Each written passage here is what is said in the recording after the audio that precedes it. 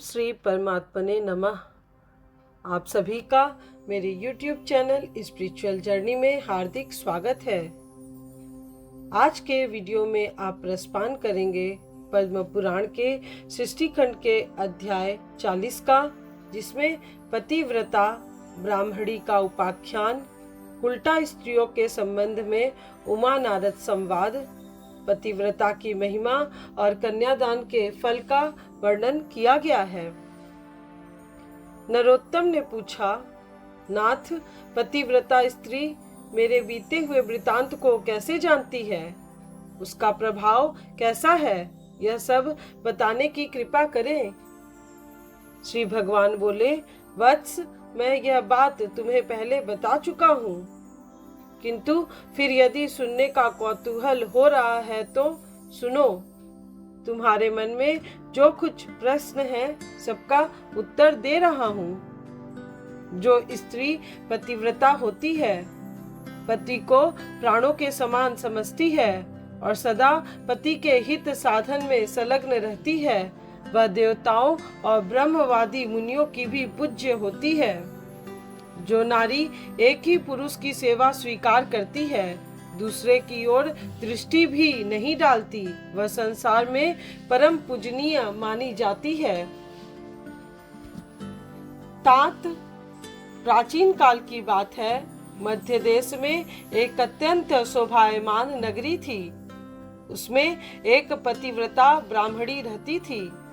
उसका नाम था सेव्या। उसका पति पूर्व जन्म के पाप से कोढ़ी हो गया था। उसके शरीर में अनेकों घाव हो गए थे जो बराबर बहते रहते थे। सेव्या अपने ऐसे पति की सेवा में सदा संलग्न रहती थी। पति के मन में जो जो इच्छा होती उसे वह अपनी शक्ति के अनुसार अवश्य पूर्ण करती थी। प्रतिदिन देवता की भांति स्वामी की पूजा करती और दोष बुद्धि त्याग कर उसके प्रति विशेष स्नेह रखती थी। एक दिन उसके पति ने सड़क से जाती हुई एक परम सुंदरी वेश्या को देखा। उस पर दृष्टि पड़ते ही वह अत्यंत मोह के वशीभूत हो गया। उसकी चेतना पर कामदेव ने पूरा अधिकार कर लिया। वह दीर्घ काल तक लंबी सांस खींचता रहा और अंत में बहुत उदास हो गया। उसका उच्छ्वास सुनकर पतिव्रता घर से बाहर आई और अपने पति से पूछने लगी, नाथ, आप उदास क्यों हो गए? आपने लंबी सांसें कैसे खींची? प्रभो, आपको जो प्रिय हो वह कार्य मुझे बताइए। वह करने योग्य हो या न हो, मैं आपके प्रिय कार्य को अवश्य पूर्ण करूंगी। एकमात्र आप ही मेरे गुरु हैं, प्रियतम हैं। पत्नी की इस प्रकार पूछने पर उसके पति ने कहा, प्रिय, उस कार्य को न तुम ही पूर्ण कर सकती हो और न मैं ही, अतः व्यर्थ बात करना उचित नहीं है। पतिव्रता बोली, नाथ, मुझे विश्वास है मैं आपका मनोरथ जानकर इस कार्य को सिद्ध कर सकूंगी। आप मुझे आज्ञा दीजिए। जिस किसी उपाय से हो सके मुझे आपका कार्य सिद्ध करना है। यदि आपके दुष्कर कार्य को मैं यत्न करके पूर्ण कर सकूं तो इस लोक और परलोक में भी मेरा परम कल्याण होगा। कोढ़ी ने कहा, साध्वी, अभी अभी इस मार्ग से एक परम सुंदरी वेश्या जा रही थी। उसका शरीर सब ओर से मनोरम था। उसे देखकर मेरा हृदय कामाग्नि से दग्ध हो रहा है। यदि तुम्हारी कृपा से मैं उस नव यौवना को प्राप्त कर सकूं तो मेरा जन्म सफल हो जाएगा। देवी, तुम उसे मिलाकर मेरा हित साधन करो। पति की कही हुई बात सुनकर पतिव्रता बोली, प्रभो, इस समय धैर्य रखिए। मैं यथाशक्ति आपका कार्य अवश्य सिद्ध करूंगी। यह कहकर पतिव्रता ने मन ही मन कुछ विचार किया और रात्रि के अंतिम भाग उषा काल में उठकर वह गोबर और झाड़ू ले तुरंत ही चल दी। जाते समय उसके मन में बड़ी प्रसन्नता थी। वेश्या के घर पहुंचकर उसके आंगन और गली कूचे में झाड़ू लगाई तथा गोबर से लिप पोत कर लोगों की दृष्टि पड़ने के भय से वह शीघ्रता पूर्वक अपने घर लौट आई। इस प्रकार लगातार 3 दिनों तक पतिव्रता ने वेश्या के घर में झाड़ू देने और लिपने का काम किया। उधर वह वेश्या अपने दास दासियों से पूछने लगी, आज आंगन की इतनी बढ़िया सफाई किसने की है?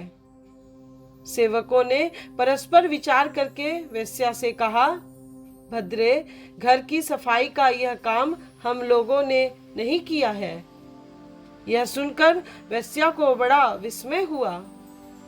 उसने बहुत देर तक इसके विषय में विचार किया और रात्रि बीतने पर ज्यों ही वह उठी तो उसकी दृष्टि उस पतिव्रता ब्राह्मणी पर पड़ी। वह पुनः टहल बजाने के लिए आई थी।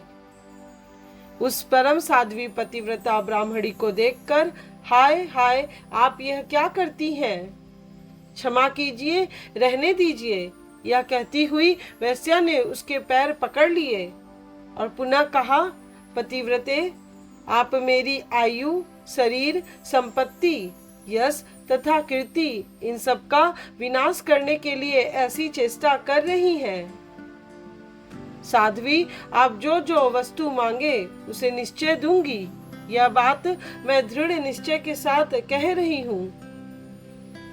सुवर्ण, रत्न, मणि, वस्त्र तथा और भी जिस किसी वस्तु की आपके मन में अभिलाषा हो उसे मांगिए। तब पतिव्रता ने उस वेश्या से कहा, मुझे धन की आवश्यकता नहीं है, तुम्ही से कुछ काम है, यदि करो तो उसे बताऊं।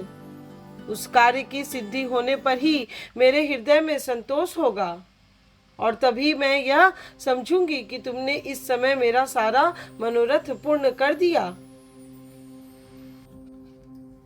वेश्या बोली, पतिव्रते, आप जल्दी बताइए, मैं सच सच कहती हूँ, आपका अभिष्ट कार्य अवश्य सिद्ध करूंगी। माता जी, आप तुरंत ही अपनी आवश्यकता बताएं और मेरी रक्षा करें। पतिव्रता ने लजाते लजाते वह कार्य जो उसके पति को श्रेष्ठ एवं प्रिय जान पड़ता था कह सुनाया। उसे सुनकर वेश्या एक क्षण तक अपने कर्तव्य और उसके पति की पीड़ा पर कुछ विचार करती रही। दुर्गंध युक्त कोढ़ी मनुष्य के साथ संसर्ग करने की बात सोचकर उसके मन में बड़ा दुख हुआ। वह पतिव्रता से इस प्रकार बोली, देवी, यदि आपके पति मेरे घर पर आए तो मैं एक दिन उनकी इच्छा पूर्ण करूंगी। पतिव्रता ने कहा, सुंदरी, मैं आज ही रात अब मैं अपने पति को लेकर तुम्हारे घर में आऊंगी और जब वे अपनी अभीष्ट वस्तु का उपभोग करके संतुष्ट हो जाएंगे तब पुनः उनको अपने घर ले जाऊंगी। वेश्या बोली, माँ भागे, अब शीघ्र ही अपने घर को पधारो। तुम्हारे पति आज आधी रात के समय मेरे महल में आए। यह सुनकर वह पतिव्रता स्त्री अपने घर चली आई। वहां पहुंचकर उसने पति से निवेदन किया, प्रभो, आपका कार्य सफल हो गया। आज ही रात में आपको उसके घर जाना है। कोढ़ी ब्राह्मण बोला, देवी, मैं कैसे उसके घर जाऊंगा? मुझसे तो चला नहीं जाता। फिर किस प्रकार यह कार्य सिद्ध होगा? पतिव्रता बोली, प्राणनाथ, मैं आपको अपनी पीठ पर बैठाकर उसके घर पहुंचाऊंगी और आपका मनोरथ सिद्ध हो जाने पर फिर उसी मार्ग से लौटा ले आऊंगी। ब्राह्मण ने कहा, कल्याणी, तुम्हारे करने से ही मेरा सब कार्य सिद्ध होगा। इस समय तुमने जो काम किया है वह दूसरी स्त्रियों के लिए दुष्कर है। श्री भगवान कहते हैं, उस नगर में किसी धनी घर से चोरों ने बहुत सा धन चुरा लिया। यह बात जब राजा के कान में पड़ी तब उन्होंने रात में घूमने वाले समस्त गुप्तचरों को बुलाया और कुपित होकर कहा, यदि तुम्हें जीवित रहने की इच्छा है तो आज चोर को पकड़कर मेरे हवाले करो। राजा की यह आज्ञा पाकर सभी गुप्तचर व्याकुल हो उठे और चोर को पकड़ने की इच्छा से चल दिए। उस नगर के पास ही एक घना जंगल था, जहां एक वृक्ष के नीचे महातेजस्वी मुनिवर मांडव्य समाधि लगाए बैठे थे। वे योगियों में प्रधान महर्षि अग्नि के समान दीप्यमान हो रहे थे। ब्रह्मा जी के समान तेजस्वी उन महामुनि को देखकर दुष्ट गुप्तचरों ने आपस में कहा, यही चोर है, यह धूर्त अद्भुत रूप बनाए इस जंगल में निवास करता है। यूं कहकर उन पापियों ने मुनिश्रेष्ठ मांडव्य को बांध लिया, किंतु उन कठोर स्वभाव वाले मनुष्यों से न तो उन्होंने कुछ कहा और न उनकी ओर दृष्टिपात ही किया। जब गुप्तचर उन्हें बांधकर राजा के पास ले गए तो राजा ने कहा, आज मुझे चोर मिल गया है। तुम लोग इसे नगर के निकटवर्ती प्रवेश द्वार के मार्ग पर ले जाओ और चोर के लिए जो नियत दंड है वह इसे दे दो। उन्होंने मांडव्य मुनि को वहां से ले जाकर मार्ग में गड़े हुए सूल पर रख दिया। वह सूल मुनि के गुदाद्वार से प्रविष्ट होकर मस्तक के पार हो गया। उनका सारा शरीर सूल से बीध गया। इसी बीच में आधी रात के घोर अंधकार में, जबकि आकाश में घटाएं घिरी हुई थी, वह पतिव्रता ब्राह्मणी अपने पति को पीठ पर बिठाकर वेश्या के घर जा रही थी। वह मुनि के निकट से होकर निकली, अतः उस कोढ़ी का शरीर मांडव्य मुनि के शरीर से छू गया। कोढ़ी के संसर्ग से उनकी समाधि भंग हो गई। वे कुपित होकर बोले, जिसने इस समय मुझे गाढ़ वेदना का अनुभव कराने वाली कष्टमय अवस्था में पहुंचा दिया, वह सूर्योदय होते होते भस्म हो जाए। मांडव्य के इतना कहते ही वह कोढ़ी पृथ्वी पर गिर पड़ा। तब पतिव्रता ने कहा, आज से 3 दिनों तक सूर्य का उदय ही न हो। यूं कहकर वह अपने पति को घर ले गई और एक सुंदर सैया पर सुला स्वयं उसे थाम कर बैठी रही। उधर मुनिश्रेष्ठ मांडव्य उस कोढ़ी को साप दे अपने अभिष्ट स्थान को चले गए। संसार में 3 दिनों के समय तक सूर्य का उदय होना रुक गया। चराचर प्राणियों सहित संपूर्ण त्रिलोकी व्यथित हो उठी। यह देख समस्त देवता इंद्र को आगे करके ब्रह्मा जी के पास गए और सूर्योदय न होने का समाचार निवेदन करते हुए बोले, भगवान, सूर्य के उदय न होने का क्या कारण है? यह हमारी समझ में नहीं आता। इस समय आप जो उचित हो वही करें। उनकी बात सुनकर ब्रह्मा जी ने पतिव्रता ब्राह्मणी और मांडव्य मुनि का सारा वृतांत कह सुनाया। तदनंतर देवता विमानों पर आरूढ़ हो प्रजापति के आगे करके शीघ्र ही पृथ्वी पर उस कोढ़ी ब्राह्मण के घर के पास गए। उनके विमानों की कांति तथा मुनियों के तेज से पतिव्रता के घर के भीतर सैकड़ों सूर्यों का सा प्रकाश छा गया। उस समय हंस के समान तेजस्वी विमानों द्वारा आए हुए देवताओं को पतिव्रता ने देखा। वह अपने पति के समीप लेटी हुई थी। ब्रह्मा जी ने उसे संबोधित करके कहा, माता, संपूर्ण देवताओं, ब्राह्मणों, गो आदि प्राणियों की जिससे मृत्यु होने की संभावना है, ऐसा कार्य तुम्हें क्यों कर पसंद आया? सूर्योदय के विरुद्ध जो तुम्हारा क्रोध है उसे त्याग दो। पतिव्रता बोली, भगवान, एकमात्र पति ही मेरे गुरु हैं। ये मेरे लिए संपूर्ण लोकों से बढ़कर हैं। सूर्योदय होते ही मुनि के शाप से उनकी मृत्यु हो जाएगी। इसी हेतु से मैंने सूर्य को श्राप दिया है। क्रोध, मोह, लोभ, मात्सर्य अथवा काम के वश में होकर मैंने ऐसा काम किया है। ब्रह्मा जी ने कहा, माता, जब एक की मृत्यु से तीनों लोगों का हित हो रहा है, ऐसी दशा में तुम्हें बहुत अधिक पुण्य होगा। पतिव्रता बोली, पति का त्याग करके मुझे आपका परम कल्याण में सत्यलोक भी अच्छा नहीं लगता। ब्रह्मा जी ने कहा, देवी, सूर्योदय होने पर जब सारी त्रिलोकी स्वस्थ हो जाएगी, तब तुम्हारे पति के भस्म हो जाने पर भी मैं तुम्हारा कल्याण साधन करूंगा। हम लोगों के आशीर्वाद से यह कोढ़ी ब्राह्मण कामदेव के समान सुंदर हो जाएगा। ब्रह्मा जी के यूं कहने पर उस सती ने क्षण भर कुछ विचार किया। उसके बाद हाँ कहकर उसने स्वीकृति दे दी। फिर तो तत्काल सूर्योदय हुआ और मुनि के साप से पीड़ित ब्राह्मण राख का ढेर हो गया। फिर उस राख से कामदेव के समान सुंदर रूप धारण किए वह ब्राह्मण प्रकट हुआ। यह देखकर समस्त पुरवासी बड़े विस्मय में पड़े। देवता प्रसन्न हो गए। सब लोगों का चित्त पूर्ण स्वस्थ हुआ।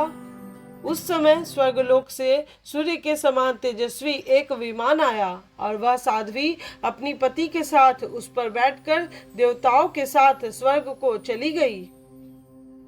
सुभा भी ऐसी ही पतिव्रता है, इसलिए वह मेरे समान है। उस सतीत्व के प्रभाव से ही वह भूत, भविष्य और वर्तमान तीनों कालों की बातें जानती है। जो मनुष्य इस परम उत्तम पुण्यमय उपाख्यान को लोक में सुनाएगा, उसके जन्म जन्म के किए हुए समस्त पाप नष्ट हो जाएंगे। ब्राह्मण ने पूछा, भगवान, मांडव्य मुनि के शरीर में शूल का आघात कैसे लगा तथा पतिव्रता स्त्री के पति को कोढ़ का रोग क्यों हुआ? श्री भगवान विष्णु बोले, मांडव्य मुनि जब बालक थे तब उन्होंने अज्ञान और मोहवश एक झिंगुर के गुदादेश में तिनका डालकर छोड़ दिया था। यद्यपि उन्हें उस समय धर्म का ज्ञान नहीं था, तथापि उस दोष के कारण उन्हें एक दिन और रात वैसा कष्ट भोगना पड़ा।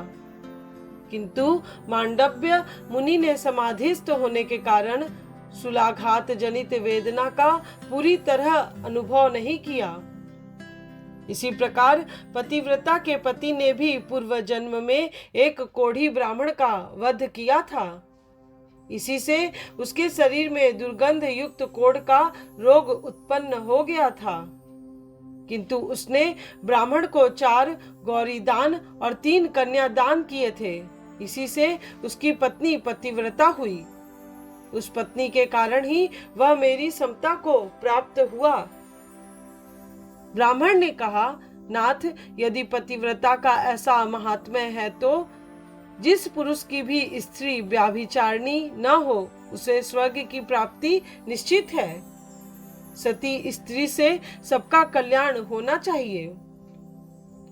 भगवान श्री विष्णु बोले, ठीक है, संसार में कुछ स्त्रियां ऐसी उल्टा होती हैं जो सर्वस्व अर्पण करने वाले पुरुष के प्रतिकूल आचरण करती हैं। उनमें जो सर्वथा अरक्षणीय हो, जिसकी दुराचार से रक्षा करना असंभव हो, ऐसी स्त्री को तो मन से भी स्वीकार नहीं करना चाहिए। जो नारी काम के वशीभूत हो जाती है, वह निर्धन, कुरूप, गुणहीन तथा नीच कुल के नौकर पुरुष को भी स्वीकार कर लेती है। मृत्यु तक से संबंध जोड़ने में उसे हिचक नहीं होती।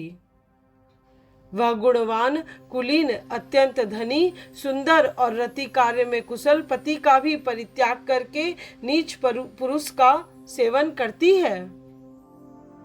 विप्रवर, इस विषय में उमा नारद संवाद ही दृष्टांत है, क्योंकि नारद जी स्त्रियों की बहुत सी चेष्टाएं जानते हैं। नारद मुनि स्वभाव से ही संसार की प्रत्येक बात जानने की इच्छा रखते हैं। एक बार वे अपने मन में कुछ सोच विचार कर पर्वतों में उत्तम कैलाशगिरी पर गए। वहां उन महात्मा मुनि ने पार्वती जी को प्रणाम करके पूछा, देवी, मैं कामनियों की कुछ इष्टाएं जानना चाहता हूं। मैं इस विषय में बिल्कुल अनजान हूं और विनीत भाव से प्रश्न कर रहा हूं, अतः आप मुझे यह बात बताइए। पार्वती देवी ने कहा, नारद, युवती स्त्रियों का चित्त सदा पुरुषों में ही लगा रहता है, इसमें तनिक भी संदेह नहीं है। नारी घी से भरे हुए घड़े के समान है और पुरुष दहकते हुए अंगारे के समान। इसलिए घी और अग्नि को एक स्थान पर नहीं रखना चाहिए। जैसे मतवाले हाथी को महावत अंकुश और मुगदर की सहायता से अपने वश में करता है, उसी प्रकार स्त्रियों का रक्षक उन्हें दंड के बल से ही काबू में रख सकता है। बचपन में पिता, जवानी में पति और बुढ़ापे में पुत्र नारी की रक्षा करता है। उसे कभी स्वतंत्रता नहीं देनी चाहिए।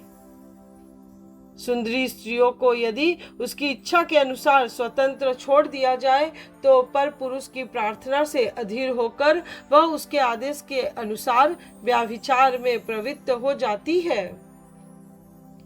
जैसे तैयार की हुई रसोई पर दृष्टि न रखने से उस पर कौवे और कुत्ते अधिकार जमा लेते हैं, उसी प्रकार युवती नारी स्वच्छंद होने पर व्याभिचारिणी हो जाती है।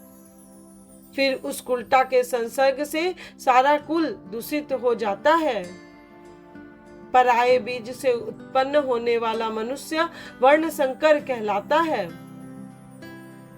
सदाचारिणी स्त्री पितृकुल और पतिकुल दोनों कुलों का सम्मान बढ़ाती हुई उन्हें कायम रखती है। साध्वी नारी अपने कुल का उद्धार करती और दुराचारिणी उसे नरक में गिराती है। कहते हैं, संसार में स्त्री के ही अधीन स्वर्ग, कुल, कलंक, यश, अपयश, पुत्र, पुत्री और मित्र आदि की स्थिति है। इसलिए विद्वान पुरुष संतान की इच्छा से विवाह करे। जो पापी पुरुष मोहवश किसी साध्वी स्त्री को दूषित करके छोड़ देता है, वह उस स्त्री की हत्या का पाप भोगता हुआ नरक में गिरता है। जो पराई स्त्री के साथ बलात्कार करता अथवा उसे धन का लालच देकर फंसाता है, वह इस संसार में स्त्री हत्यारा कहलाता है और मरने के पश्चात घोर नरक में पड़ता है। पराई स्त्री का अपहरण करके मनुष्य चांडाल कुल में जन्म लेता है। इसी प्रकार पति के साथ वंचना करने वाली व्याभिचारिणी स्त्री चिरकाल तक नरक भोग कर कौवे की योनि में जन्म लेती है और उच्छिष्ट एवं दुर्गंध युक्त पदार्थ खा खाकर जीवन बिताती है। जो माता गुरु पत्नी, ब्राह्मणी, राजा की रानी या दूसरी किसी प्रभु पत्नी के साथ समागम करता है, वह अक्षय नरक में गिरता है। बहिन, भांजे की स्त्री, बेटी, बेटे की बहू, चाची, मामी, बुआ तथा मौसी आदि अन्यान्य स्त्रियों के साथ समागम करने पर भी कभी नरक से उद्धार नहीं होता। यही नहीं, उसे ब्रह्म हत्या का पाप भी लगता है तथा वह अंधा, गूंगा और बहरा होकर निरंतर नीचे गिरते जाता है। उस अधः पतन से उसका कभी बचाव नहीं हो पाता। ब्राह्मण ने पूछा, भगवान, ऐसा पाप करके मनुष्य का उससे किस प्रकार उद्धार हो सकता है? श्री भगवान ने कहा, उपर्युक्त स्त्रियों के साथ समागम करने वाला पुरुष लोहे की स्त्री की प्रतिमा बनवाकर उसे आग में खूब तपाए, फिर उसका गाढ़ आलिंगन करके प्राण त्याग दे और शुद्ध होकर परलोक की यात्रा करे। जो मनुष्य गृहस्थ आश्रम का परित्याग करके मुझ में मन लगाता है और प्रतिदिन मेरे गोविंद नाम का स्मरण करता है, उसके सब पापों का नाश हो जाता है। उसके द्वारा की हुई हजारों ब्रह्म हत्याएं, 100 बार किया हुआ गुरु पत्नी समागम, लाख बार किया हुआ पेस्टी मदिरा का सेवन, सुवर्ण की चोरी, पापियों के साथ चिरकाल तक संसर्ग रखना, ये तथा और भी जितने बड़े बड़े पाप एवं पातक हैं, वे सब मेरा नाम लेने से तत्काल नष्ट हो जाते हैं। ठीक उसी तरह जैसे अग्नि के पास पहुंचने पर रुई के ढेर जल जाते हैं, अतः मनुष्य को उचित है कि वह मेरे गोविंद नाम का स्मरण करके पवित्र हो जाए। परंतु जो नाम के भरोसे पाप करता है, नाम उसकी रक्षा कभी नहीं करता, अथवा जो प्रतिदिन मुझ गोविंद का कीर्तन और पूजन करते हुए गृहस्थाश्रम में निवास करता है, वह पाप से तर जाता है। तात गंगा के रमणीय तट पर चंद्र ग्रहण की मंगलमयी वेला में करोड़ों गौदान करने से मनुष्य को जो फल मिलता है, उससे 1000 गुना अधिक फल गोविंद का कीर्तन करने से प्राप्त होता है। कीर्तन करने वाला मनुष्य मेरे वैकुंठ धाम में सदा निवास करता है। पुराण में मेरी कथा सुनने से मानव मेरी समानता प्राप्त करता है। जो पुराण की कथा सुनाता है, उसे मेरा सायुज्य प्राप्त होता है। अतः प्रतिदिन पुराण का श्रवण करना चाहिए। पुराण धर्मों का संग्रह है। विप्रवर, अब मैं सती स्त्रियों में जो अत्यंत उत्कृष्ट गुण होते हैं, उनका वर्णन करता हूँ। सती स्त्री का वंश शुद्ध होता है। वहां सदा लक्ष्मी निवास करती है। सती के पितृकुल और पतिकुल दोनों कुलों को तथा उसके स्वामी को भी स्वर्गलोक की प्राप्ति होती है। जो स्त्रियां अपने जीवन का पूर्वकाल पुण्य पाप मिश्रित कर्मों में व्यतीत करते पीछे भी पतिव्रता होती हैं, उन्हें भी मेरे लोक की प्राप्ति हो जाती है। जो स्त्री अपने स्वामी का अनुगमन करती है, वह शराबी, ब्रह्म हत्यारे तथा सब प्रकार के पापों से लदे हुए पति को भी पाप मुक्त करके अपने साथ स्वर्ग में ले जाती है। जो मरे हुए पति के पीछे प्राण त्याग करके जाती है, उसे स्वर्ग की प्राप्ति निश्चित है। जो नारी पति का अनुगमन करती है, वह मनुष्य के शरीर में जितने 3.5 करोड़ रोम होते हैं, उतने ही वर्षों तक स्वर्ग लोक में निवास करती है।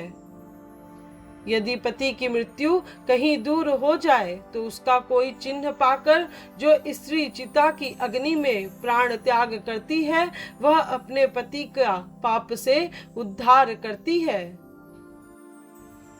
जो स्त्री पतिव्रता होती है, उसे चाहिए कि यदि पति की मृत्यु परदेश में हो जाए, तो उसका कोई चिन्ह प्राप्त करे और उसे ही ले अग्नि में शयन करके स्वर्गलोक की यात्रा करे।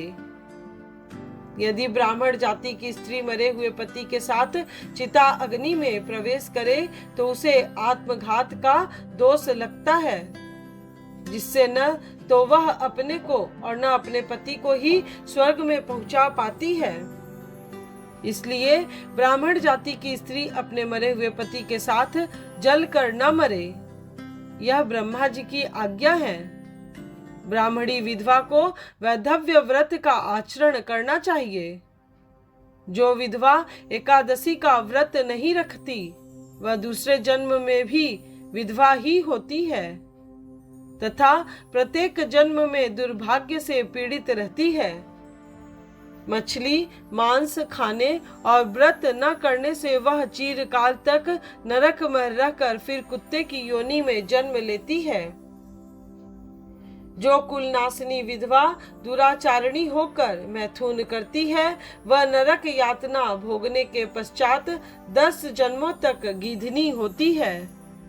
फिर 2 जन्मों तक लोमड़ी होकर पीछे मनुष्य योनि में जन्म लेती है। उसमें भी बाल विधवा होकर दासी भाव को प्राप्त होती है। ब्राह्मणी ने कहा, भगवान, यदि आपका मुझ पर अनुग्रह है तो अब कन्यादान के फल का वर्णन कीजिए, साथ ही उसकी यथार्थ विधि भी बतलाइए। श्री भगवान बोले, ब्राह्मण रूपवान, गुणवान, कुलीन, तरुण, समृद्धशाली और धन धान्य से संपन्न वर को कन्यादान करने का जो फल मिलता है उसे श्रवण करो। जो मनुष्य आभूषणों से युक्त कन्या का दान करता है उसके द्वारा पर्वत, वन और काननों सहित संपूर्ण पृथ्वी का दान हो जाता है। जो पिता कन्या का शुल्क लेकर खाता है वह नरक में पड़ता है। जो मूर्ख अपनी पुत्री को बेच देता है उसका कभी नरक से उद्धार नहीं होता। जो लोभवश अयोग्य पुरुष को कन्या दान देता है वह रौरव नरक में पड़कर अंत में चांडाल होता है। इसी से विद्वान पुरुष दामाद से शुल्क लेने का भी कभी विचार मन में नहीं लाते। अपनी ओर से दामाद को जो कुछ दिया जाता है वह अक्षय हो जाता है। पृथ्वी, गौ, सोना, धन धान्य और वस्त्र आदि जो कुछ दामाद को दहेज के रूप में दिया जाता है सब अक्षय फल का देने वाला होता है। जैसे कटी हुई डोर घड़े के साथ स्वयं भी कुएं में डूब जाती है, उसी प्रकार यदि दाता संकल्प किए हुए दान को भूल जाता है और दान लेने वाला पुरुष फिर उसे याद दिलाकर मांगता नहीं तो वे दोनों नरक में पड़ते हैं। सात्विक पुरुष को उचित है कि वह जामाता को दहेज में देने के लिए निश्चित की हुई सभी वस्तुएं अवश्य दे डाले। न देने पर पहले तो वह नरक में पड़ता है, फिर पतिग्रह लेने वाले के दास के रूप में जन्म ग्रहण करता है। जो बहुत खाता हो, अधिक दूर रहता हो, अत्यधिक धनवान हो, जिसमें अधिक दुष्टता हो, जिसका कुल उत्तम न हो, जो मूर्ख हो, इन 6 मनुष्यों को कन्या नहीं देनी चाहिए। इसी प्रकार अति वृद्ध, अत्यंत दीन, रोगी, अति निकट रहने वाले, अत्यंत क्रोधी और असंतुष्ट, इन 6 व्यक्तियों को भी कन्यादान नहीं करना चाहिए। इन्हें कन्या देकर मनुष्य नरक में पड़ता है। धन के लोभ से या सम्मान मिलने की आशा से जो कन्या देता या एक कन्या दिखाकर दूसरी का विवाह कर देता है वह भी नरकगामी होता है। जो प्रतिदिन इस परम उत्तम पुण्यमय उपाख्यान का श्रवण करता है उसके जन्म जन्म के समस्त पाप नष्ट हो जाते हैं। आज की यह कथा यहीं पे पूर्ण हुई। इसके बाद क्या हुआ यह जानने के लिए कृपया आप पद्म पुराण के सृष्टि खंड के अध्याय 41 को अवश्य सुनिएगा। आज का वीडियो आपको पसंद आया हो तो वीडियो को लाइक, शेयर और सब्सक्राइब करें। साथ ही कमेंट बॉक्स में ओम नमो नारायण जरूर लिखिएगा।